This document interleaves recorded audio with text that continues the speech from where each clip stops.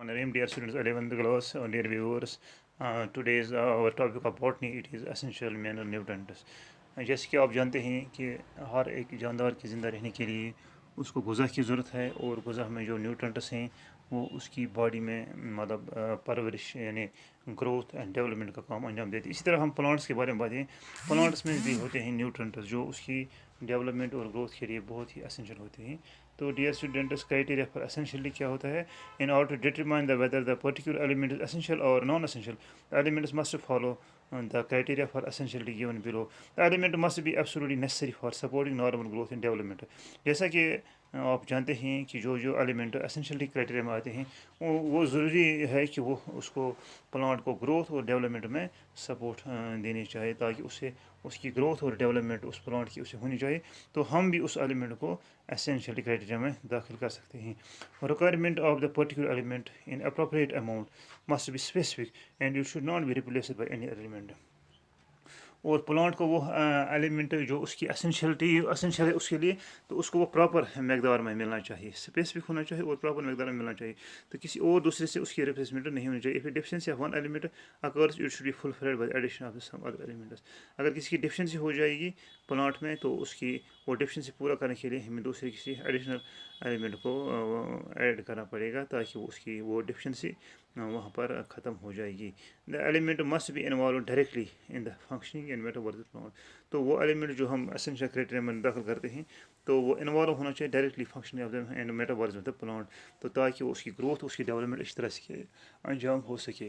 तो ये हम क्राइटेरिया ऑफ एसेंशियलिटी, यही तीन चीज़ें हैं कि वो जो भी एलिमेंट एसेंशियल क्राइटेरिया में आता है तो उसके लिए नेसेसरी हो सपोर्ट ग्रोथ और डेवलपमेंट में करे, तो उसकी अप्रोप्रिएट अमाउंट और स्पेसिफिक होनी चाहिए। किसी और दूसरे एलिमेंट से उसकी डिफिशिएंसी पूरी न होनी चाहिए। एलिमेंट डायरेक्टली उसकी और उसकी फंक्शनिंग और उसकी मेटाबॉलिज्म में इन्वॉल्व होना चाहिए। Classification of essentiality mineral elements. Essential elements occurs in different proportions in plants. On the basis of above mentioned criteria of essentiality, some elements have been found to be absolutely essential for the normal and better growth, metabolism and development of the plants. तो हम जानते हैं कि इसकी हम classification करते हैं, तो इसके लिए ज़रूरी है कि वो प्लांट की ग्रोथ, उसकी डेवलपमेंट, उसकी मेटाबॉलिज्म के लिए मुनासिब होना चाहिए। Elements have been grouped into following two categories based on quantitative requirement. तो इसकी जो क्लासिफिकेशन करते हैं मेन एलिमेंट्स की, उसको हम दो ग्रुप में डिवाइड करते हैं, दो कैटेगरीज में डिवाइड करते हैं।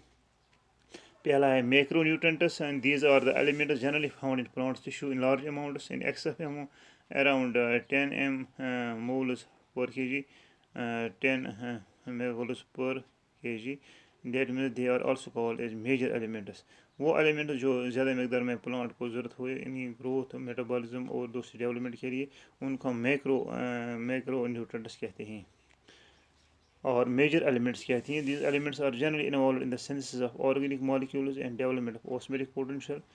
तो उनकी पहली फंक्शन ऑर्गेनिक मॉलिक्यूल्स की सिंथेसिस में ज़रूरत हो, डेवलपमेंट ऑफ ऑस्मोटिक पोटेंशियल में ज़रूरत हो, तो वो उनको हम मेजर या मैक्रो न्यूट्रेंट्स कह सकते हैं। दीज आर इसमें मेन एलिमेंट्स हैं, दीज आर कार्बन है, hydrogen, oxygen, nitrogen, phosphorus, sulphur, potassium, calcium and magnesium.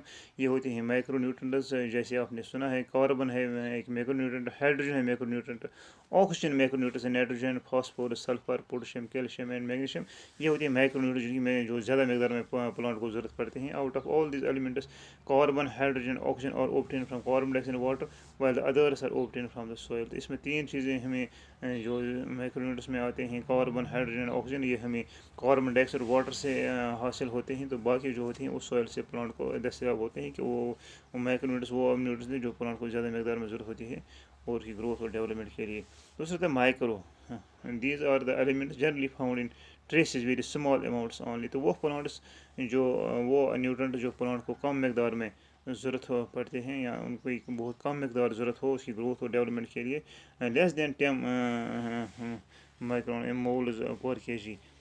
Micronutrients are generally 8 in number. जो माइक्रोन्यूट्रेंट्स होते हैं ये सिर्फ 8 हैं, एंड इनकी लोड्स इसमें जो खास हैं इनकी लोड्स आयरन है, इसमें मैगनीज़ है और कॉपर इसमें है, मोलिब्डेनम है, जिंक है और बोरॉन, क्लोरीन एंड निकल। ये 8 हैं, ये माइक्रोन्यूट्रेंट्स हैं जो ज़रूरत हैं लेस दैन मतलब और स्मॉल क्वांटिटीज़ में.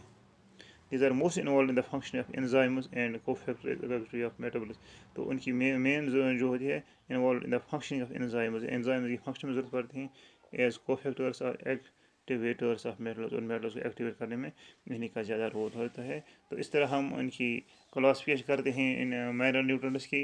एक होता है मैक्रो न्यूट्रंट्स, दूसरा माइक्रो न्यूट्रंट्स. मैक्रो न्यूट्रंट्स वो होते हैं जिनकी जो ज़्यादा मकदार में लार्ज अमाउंट में ज़रूरत पड़ते हैं. तो इसमें हमें कुछ ऐसे एलिमेंट्स हैं जो ज़्यादा मकदार में प्लांट को ज़रूरत पड़ते हैं. उनमें हमने पढ़ा है कार्बन है, hydrogen, oxygen, nitrogen, phosphorus and magnesium and carbon. इसी तरह मैग्नीशियम है. तो ये होते हैं मैक्रो न्यूट्रंट्स. तो ग्रोथ डेवलपमेंट. दूसरे होते हैं माइक्रो न्यूट्रंट्स जो हमें ज़रूरत है ट्रेसेस वेरी स्मॉल अमाउंट्स में. इसमें और एलिमेंट्स होते हैं. आयरन होता है, manganese, copper, molybdenum, zinc, boron, chlorine and निकल. तो इस तरह से हम इन मैग्नीट्यूड्स की मतलब क्लासिफाई कर सकते हैं या तो मैक्रो या तो माइक्रो न्यूट्रंट्स में. Dear students, sufficient today. Thank